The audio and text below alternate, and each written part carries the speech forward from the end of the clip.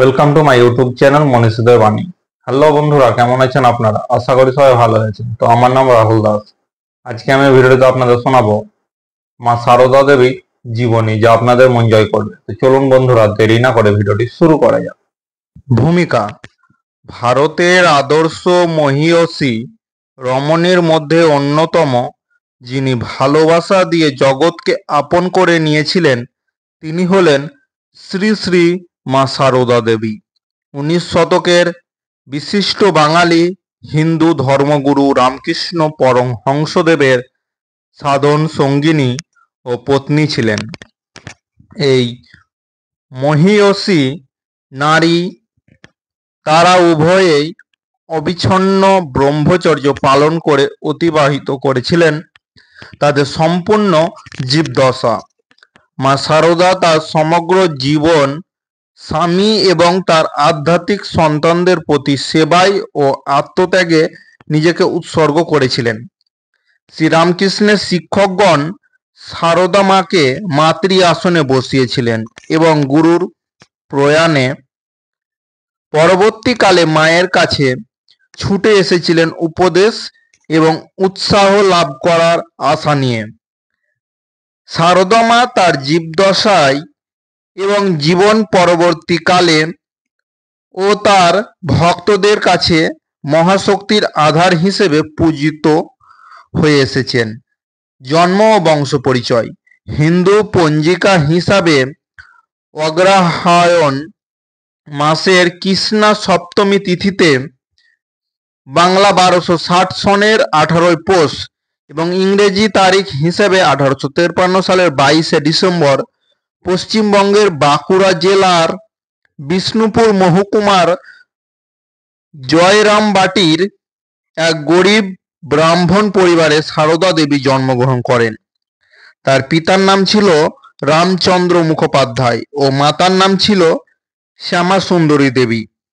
তারা দুজনেই ছিলেন অতীব ধর্মপরায়ণ দম্পতি। জ্যেষ্ঠা কন্যা সারদা দেবী ছিলেন তাদের প্রথম সন্তান। তার জন্মের পর নাম রাখা হয়েছিল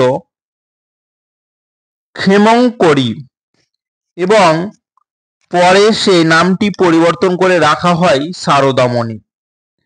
কথিত আছে সারদা দেবীর জন্ম পূর্ববর্তী সময়ে রামচন্দ্র ও শ্যামাসুন্দরী উভয়ই দিব্য দর্শনে মহাশক্তিকে তাদের কন্যারূপে জন্ম নিতে দেখেছিলেন।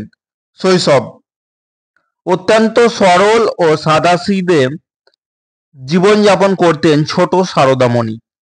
বাল্যকালে তিনি ঘরের নিত্য নৈমিত্তিক কাজকর্ম করার সাথে সাথে ভাইদের দেখাশোনাও করতেন। পোষা গরুদের আহারের ব্যবস্থা করা থেকে শুরু করে ক্ষেতের কাজ, প্রয়োজনে ধান কুড়ানোর কাজও করতে হয়েছে তাকে। প্রথাগত বিদ্যালয়ে শিক্ষালাভ করেননি। সারদা দেবী আক্ষরিক অর্থে তবে ছেলেবেলায় মাঝে মধ্যে ভাইদের সাথে পাঠশালায় যাওয়ার সুবাদে কিছু অক্ষর জ্ঞান হয়েছিল তার। তবে পরবর্তী জীবনে কামারপুকুরে বসবাস করাকালীন শ্রীরামকৃষ্ণের ভ্রাতৃপুত্রী লক্ষ্মী দেবীর কাছে মনোযোগ সহকারে অধ্যয়ন করেছিলেন বলে জানা যায়। বাল্যকালে তার গ্রামে আয়োজিত যাত্রাপালার আসর থেকে বেশ কিছু পৌরাণিক আখ্যান ও শ্লোক আত্মস্থ করেছিলেন।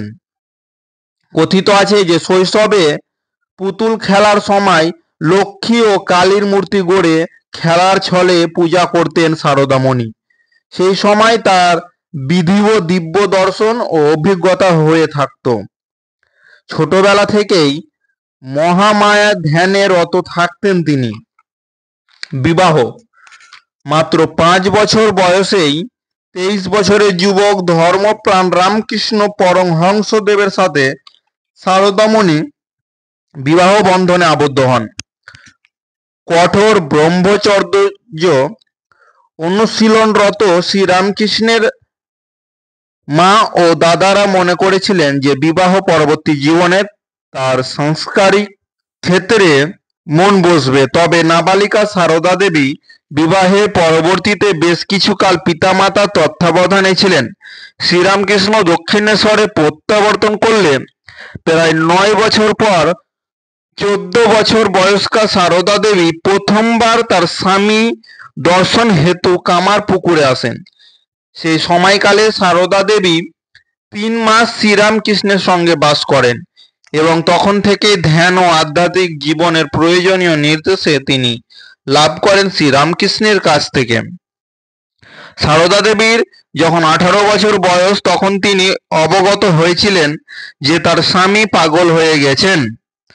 তার এই কথাও কর্ণগোচর হয়েছিল যে তার স্বামী একজন মহান সত্ত্বে রূপান্তরিত হয়ে গেছেন। এই ঘটনার পর সারদা দেবী দক্ষিণেশ্বরে শ্রীরামকৃষ্ণকে দেখতে আসার সিদ্ধান্ত নেন এবং পায়ে হেঁটে দক্ষিণেশ্বরে আসতে গিয়ে তিনি অত্যন্ত অসুস্থ হয়ে পড়েছিলেন এবং কথিত আছে যে সেই সময়ে মা কালী রূপী ঘোর কৃষ্ণ বর্ণা এক নারী দিব্য দর্শন দিয়ে তাকে সুস্থ করে তোলার আশ্বাস দেন। দক্ষিণেশ্বর কালীবাড়িতে থাকাকালীন 1872 সালে দক্ষিণেশ্বরে আসার পর সারদা দেবী তার সকল সন্দেহের অবসান ঘটিয়ে উপলব্ধি করতে পেরেছিলেন যে শ্রীরামকৃষ্ণ প্রকৃতই এক মহান আধ্যাত্মিক গুরু। 1885 সাল অবধি সারদা দেবী দক্ষিণেশ্বর মন্দিরে নহবতের একতলার একটি ছোট্ট ঘরে বাস করেছিলেন। এই সময় শ্রীরামকৃষ্ণ ষোড়শী পূজার আয়োজন করেন এবং তার পত্নী সারদা দেবীকে কালীর আসনে বসিয়ে পুষ্প ও উপাচার সহযোগে পূজা করেন, কারণ শ্রীরামকৃষ্ণ মনে করতেন অন্য সব নারীর মতন তার স্ত্রী সারদামণিও দেবীর অবতার এবং এই কারণ বশত তাদের দাম্পত্য জীবনও ছিল এক শুদ্ধ আধ্যাত্মিকতা। শ্রীরামকৃষ্ণ তার স্ত্রীকে সম্মানের একটি উচ্ছ্বাসনে বসিয়েছিলেন। সারদা দেবীকেই মনে করা হয় তার প্রথম শিষ্য। শ্রীরামকৃষ্ণ সারদা দেবীকে আধ্যাত্মিক জীবনযাপনের প্রয়োজনীয় নির্দেশাবলী ও শিক্ষা দান করেন। তিনি তাকে মন্ত্র শিক্ষা সহ মানুষকে দীক্ষিত করে আধ্যাত্মিক পথে সঠিকভাবে পরিচালিত করতে পারার শিক্ষাও প্রদান করেছিলেন। জীবনের অন্তিম লগ্নে যখন শ্রীরামকৃষ্ণ গলার ক্যান্সারে আক্রান্ত তখন সারদা দেবী স্বামীর সেবা এবং তার শিষ্যদের জন্য রন্ধন কার্যে নিজেকে নিযুক্ত করেছিলেন। কথিত আছে 1886 সালে শ্রীরামকৃষ্ণের তিরোধানের পর বৈধব্যের বেশে সারদা দেবী স্বামীর দিব্য দর্শন লাভ করেছিলেন, যেখানে শ্রীরামকৃষ্ণ তাকে আশ্বাসের বাণী শুনিয়ে বলেছিলেন যে তিনি মারা যাননি, কেবল এক ঘর থেকে আর এক ঘরে স্থানান্তরিত হয়েছেন। পরবর্তীকালে শ্রীরামকৃষ্ণের মৃত্যুর পর শ্রীরামকৃষ্ণ কর্তৃক অঙ্কুরিত ধর্ম আন্দোলনে এক অত্যন্ত গুরুত্বপূর্ণ ভূমিকা পালন করেছিলেন স্ত্রী সারদা দেবী। তীর্থযাত্রা। শ্রীরামকৃষ্ণের মহাপ্রয়াণের 2 সপ্তাহ পর তার শিষ্যদের সঙ্গে নিয়ে সারদা দেবী উত্তর ভারতে তীর্থ পর্যটনের উদ্দেশ্যে যাত্রা করেছিলেন। অযোধ্যা, কাশীর বিশ্বনাথ মন্দির ও কৃষ্ণের লীলাক্ষেত্র বৃন্দাবন দর্শন করেন তারা। কথিত আছে এই বৃন্দাবনেই সারদা দেবী নির্বিকল্প সমাধি এবং এই বৃন্দাবন থেকেই গুরুমাতা রূপে তার আধ্যাত্মিক নবজীবনের সূত্রপাত ঘটে থাকে। সেই সময় শ্রীরামকৃষ্ণের শিষ্যদের তিনি মন্ত্র দীক্ষা দান করেছিলেন। এই সময় কাল থেকে শ্রী শ্রী মা রূপে তার সত্তার শুভ সূচনা ঘটে। তার মধ্যে যে ঐশ্বরিক আধ্যাত্মিক সত্তাটি ছিল তার কারণে যারাই সান্নিধ্য এসেছিলেন তারাই মা সারদা মাতৃসুলভ গুণটি আবিষ্কৃত করতে পারতেন। কলকাতায় থাকাকালীন তীর্থযাত্রা শেষে সারদা দেবী একাকী কিছু মাস বহু দুঃখ কষ্টের মধ্যে কামারপুকুরে অতিবাহিত করেছিলেন।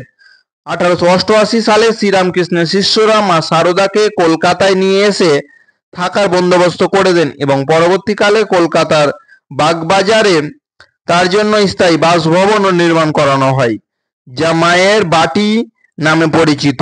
সেই স্থানে সারদা তার জীবনে দীর্ঘতম সময় পার করেছিলেন। প্রতিদিন অগণিত ভক্ত এই বাড়িতে মায়ের দর্শন, উপদেশ ও দীক্ষা লাভের উদ্দেশ্যে জমায়েত হতেন। তার মাতৃসুলভ ব্যবহার সকলের মনে এক পরম শান্তি যোগাত। শিষ্য ও ভক্তদের তিনি মনে করতেন নিজের আধ্যাত্মিক সন্তান। মা শারদা ও শ্রীরামকৃষ্ণের আন্দোলন। মা শারদা রামকৃষ্ণ সংঘে ও ভক্ত সমাজে সর্বাধিক শ্রদ্ধার আসনে উপনীত হয়েছিলেন। শ্রীরামকৃষ্ণের নির্দেশ অনুসারে মা শারদা রামকৃষ্ণ আন্দোলন চালিয়ে নিয়ে গিয়েছিলেন। কথিত আছে যে কয়েকজন শিষ্য মায়ের দর্শন লাভের পর আধ্যাত্মিক অনুভূতি প্রাপ্ত হয়েছিলেন।